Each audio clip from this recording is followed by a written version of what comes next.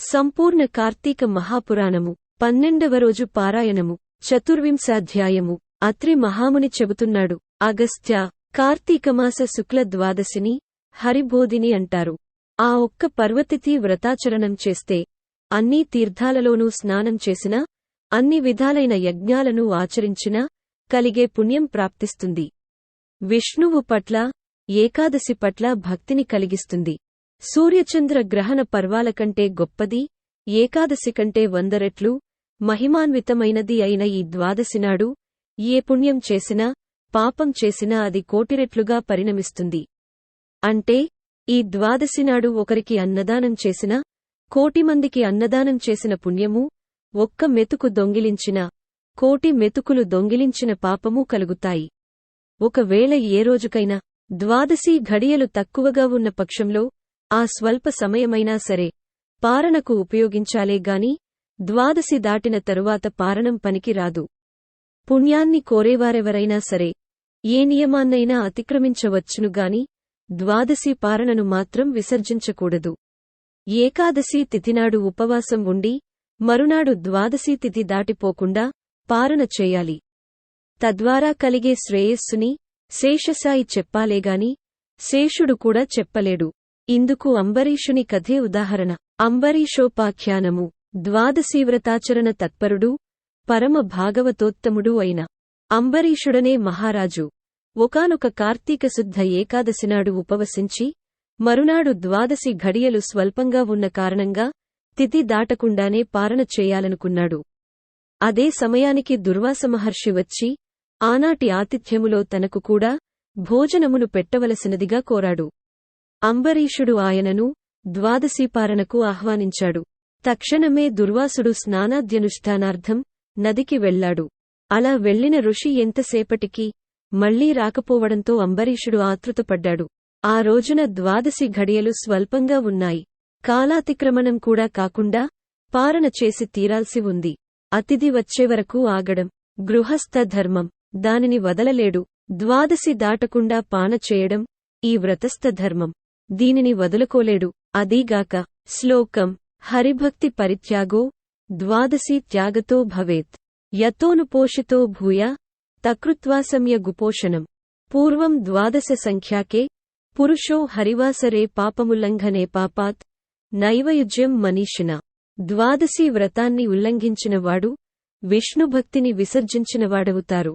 ఏకాదశినాడు ఉపవాసం చేయకపోతే ఎంత పాపం కలుగుతుందో ద్వాదశినాడు పారణ చేయకపోతే అంతకు రెట్టింపు పాపం కలుగుతుంది.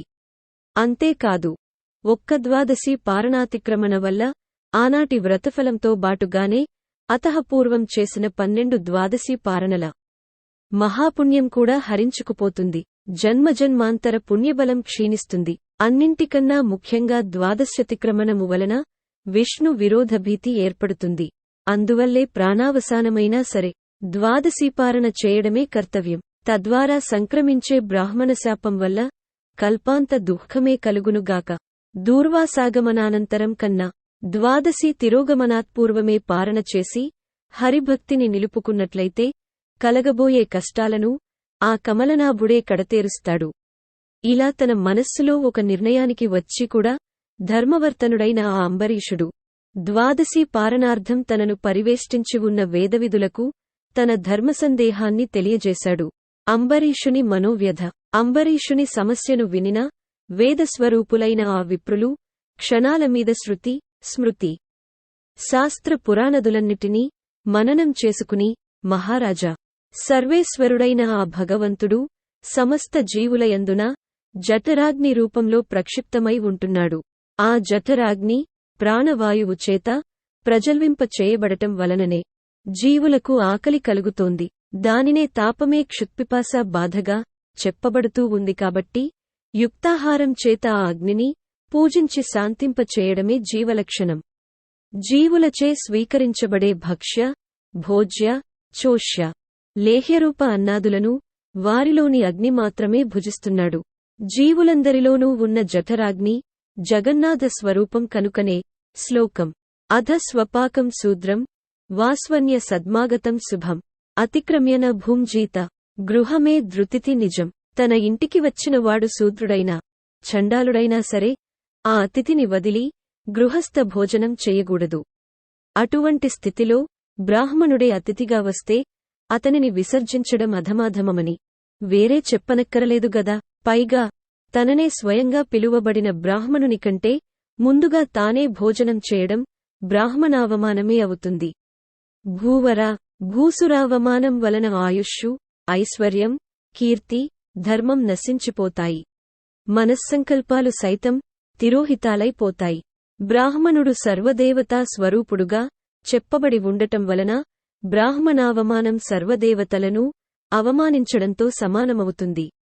జాతి మాత్రం చేతనే బ్రాహ్మణుడు దేవతాతుల్యుడై ఉండగా కేవలం జన్మవలననేగాక జ్ఞానం వలన, తపో మహిమ వలన శుద్ధరుద్ర స్వరూపుడుగా కీర్తించబడే దూర్వాసుని వంటి ఋషిని భోజనానికి పిలిచి ఆయన కంటే ముందే పారణ చేయడం ధర్మమని చెప్పడం సాధ్యం కాదు. కోపిష్టి అయిన ఆ ఋషి శపిస్తాడనే భయాన్ని ప్రక్కకు నెట్టిచూసినా శ్లోకం వయం న నిశ్చయం క్వాపిగచ్చామో నరపుంగవ తథాపి ప్రథమం విప్రా దభోజనం నప్రకీర్తితం. బ్రాహ్మణాతిథి కంటే ముందుగా భుజించటం కీర్తికర్తమైనది మాత్రం కాదు. ధరణీపాల ద్వాదశీపారణా పరిత్యాగం వలన తత్పూర్వదినమైన ఏకాదశిపవాసానికి భంగం కలుగుతుంది. ఆ ఏకాదశి వ్రతభంగానికి ప్రాయశ్చిత్తమనేదే లేదు.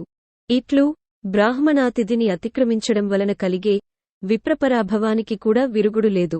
రెండూ సమతూకంలోనే ఉన్నాయి. 24వ అధ్యాయము పంచవింశాధ్యాయము విప్రుల ధర్మబోధ. అంబరీష, పురాకర్మానుసారియై నీకిప్పుడు రెండు ప్రక్కల నుంచి కంఠపాసరజ్జువులా ఈ ధర్మ సంకటం ప్రాప్తించింది. దుర్వాసుడు వచ్చేవరకు ఆగాలో లేదా ద్వాదశీ ఘడియలు దాటకుండా పారణ చేయాలో ఏది నిశ్చయించి చెప్పడానికి శ్లోకం. స్వబుద్ధ్యాతు సమాలోక్య కురుత్వం తవ నిశ్చయం. మేము అసక్తులమైపోతున్నాం కాబట్టి ఆత్మబుద్ధి అస్సుఖం చైవ అనే సూత్రం వలన భారం భగవంతుడిమీద పెట్టి నీ బుద్ధికి తోచిన దానిని నువ్వాచరించు అన్నారు బ్రాహ్మణులు. ఆ మాటలు వినగానే అంబరీషుడు, బ్రాహ్మణులారా, బ్రాహ్మణ శాపం కన్నా విష్ణుభక్తిని విడిచిపెట్టడమే ఎక్కువ కష్టంగా భావిస్తున్నాను అని అనుకోగానే పూజాస్థానంలో ఉన్న యంత్రాన్ని ఆవహించి జగదేక శరణ్యమూ జగదేక భీకరమూ అయిన సుదర్శన చక్రము రివ్వున దూర్వాసుని వంకగా కదిలింది. అచేతనాలైన పూజిత సంజ్ఞలలోంచి జడమైన విష్ణుచక్రం దివ్యకాంతి ప్రభాశోభితమై తన వంకగా కదలి రావడాన్ని చూడగానే దూర్వాసుడు త్రుళ్ళిపడ్డాడు. ఆ చక్రానికి చిక్కగూడదని భూచక్రమంతా గూడా క్షణాలమీద పరిభ్రమించాడు. అయినా సుదర్శనం అతగాడిని తరుముతూనే ఉంది.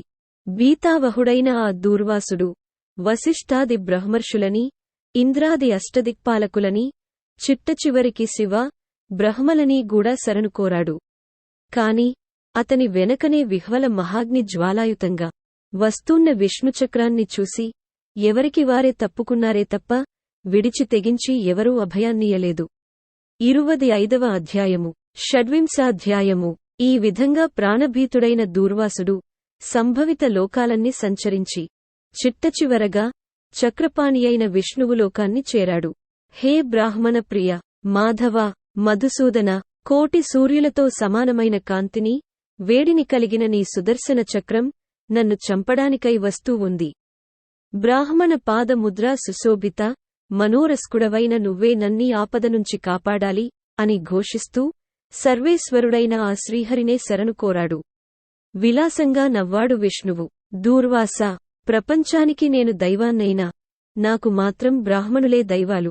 కాని నువ్వు సద్బ్రాహ్మణుడవు, రుద్రాంశ సంభూతుడవు అయి ఉండి కూడా అంబరీషుణ్ణి అకారణముగా శపించావు. పారణకు వస్తానని చెప్పి స్నానార్థమై వెళ్లిన నువ్వు సకాలానికి చేరుకోలేదు. ఆలస్యంగా రాదలుచుకున్నవాడివి, నీకోసం ఎదురు చూడకుండా ద్వాదశీ ఘడియలు గతించిపోకుండా పారణ చేయడానికి అనుమతినైనా ఇయ్యలేదు.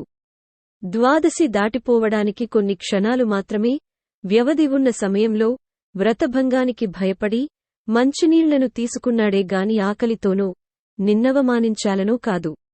అనాహారేపి యచ్చస్తం శుద్ధ్యర్థం వర్ణినాం సదా.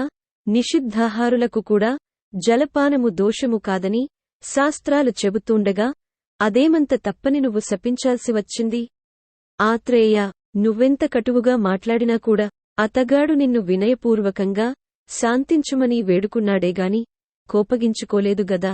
అయినా సరే ముముక్షువైన అతగాడిని నువ్వు 10 దుర్భర జన్మలను పొందాలని శపించావు. నా భక్తులను రక్షించుకోవడం కోసం నీ శాపాన్ని నిమిషంలో త్రిప్పివేయగలను. కాని బ్రాహ్మణ వాక్యము వట్టిపోయిందనే లోకాపవాదము నీకు కలగకుండా ఉండడం కోసం ఆ భక్తుని హృదయములో చేరి నీ శాపాన్ని సవినయంగా స్వీకరించిన వాడిని, నీ శాపాన్ని అంగీకరిస్తూ గ్రిష్ణమి అన్నవాడిని నేనేగాని ఆ అంబరీషుడు మాత్రం కాదు. అతనికి నీవిచ్చిన శాపం సంగతే తెలియదు.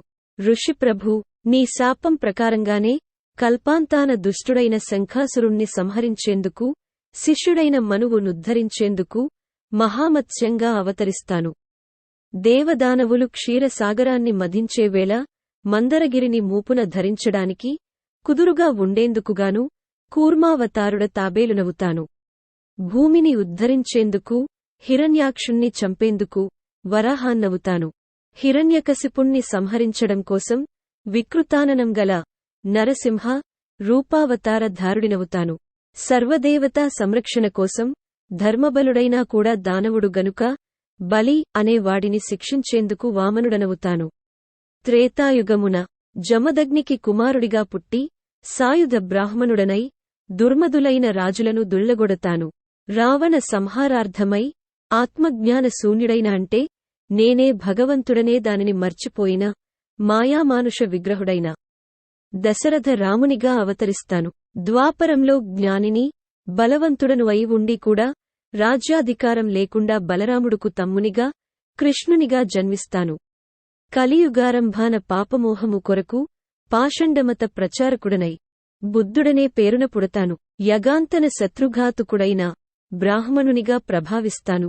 దుర్వాస, నా ఈ దశావతారాలను ఆయా అవతారాలలోని లీలలను ఎవరు వినినా చదివినా తెలుసుకున్నా వారి పాపాలు పటాపంచలవుతాయి. శ్లోకం ధర్మానానా విధా వేదే విస్తృతా వరజన్మనాం దేశకాల వయోవస్థ వర్ణాశ్రమ విభాగశః. దేశ కాల వయో అవస్థలను బట్టి వర్ణాశ్రమాలను అనుసరించి ధర్మము అనేక విధాలుగా వేదముచే ప్రవచింపబడి ఉంది. అటువంటి వివిధ ధర్మాలలోనూ కూడా ఏకాదశి నాడు ఉపవాసం, ద్వాదశి దాటకుండా పారణం అనేవి విశ్వజనీనంగా భాసిస్తున్నాయి. అటువంటి వైదిక ధర్మాచరణమును చేసినందుకుగాను నువ్వా అంబరీషుణ్ణి శపించింది చాలక తిరిగి మరో ఘోరశాపమును ఇవ్వబోయావు. బ్రాహ్మణుడవైన నీ వాక్యాన్ని సత్యము చేయడము, భక్తుడైన ఆ రాజును కాపాడుకోవడమూ రెండూ నా బాధ్యతలే గనక పునఃశపించబోయే నిన్ను నివారించడానికే నా చక్రాన్ని నియమించాను. ఏవం శ్రీ స్కాంద పురాణాంతర్గ కార్తీక మహాత్మ్యే 24, 25, 26 అధ్యాయములు. 12వ రోజు పారాయణము సమాప్తము.